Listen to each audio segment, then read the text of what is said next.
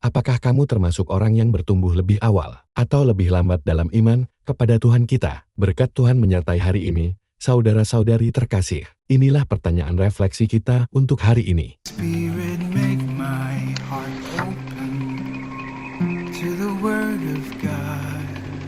Make my heart open to goodness. Make my heart open to the beauty of God every day. Amen.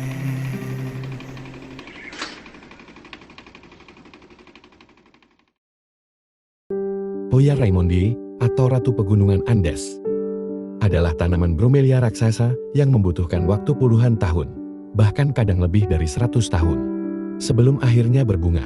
Namun ketika saat itu tiba, bunganya sungguh menakjubkan. Bunga matahari, sebaliknya, tumbuh dan berbunga dengan cepat, menghadirkan keindahan yang cerah, hanya dalam waktu 8 hingga 12 minggu. Keduanya indah, keduanya memenuhi tujuan penciptaani, dan keduanya berbunga tepat pada waktu yang telah ditentukan.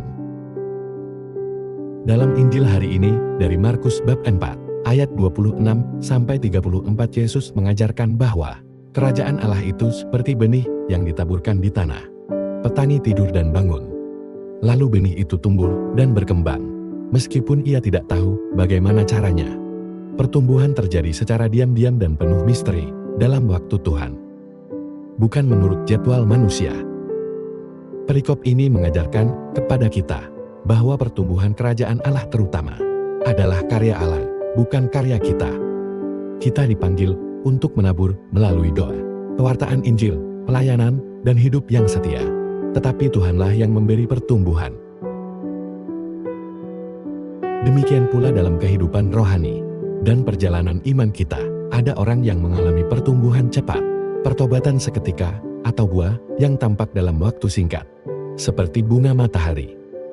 Ada pula yang menjalani masa panjang persiapan tersembunyi, pergumulan dan kesetiaan yang sunyi, seperti Ratu Pegunungan Andes.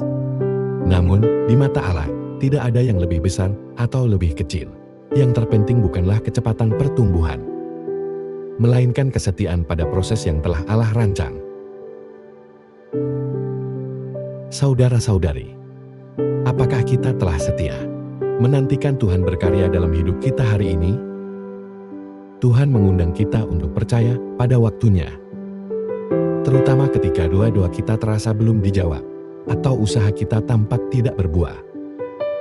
Allah sedang bekerja di bawah permukaan, membentuk akar sebelum menghasilkan buah.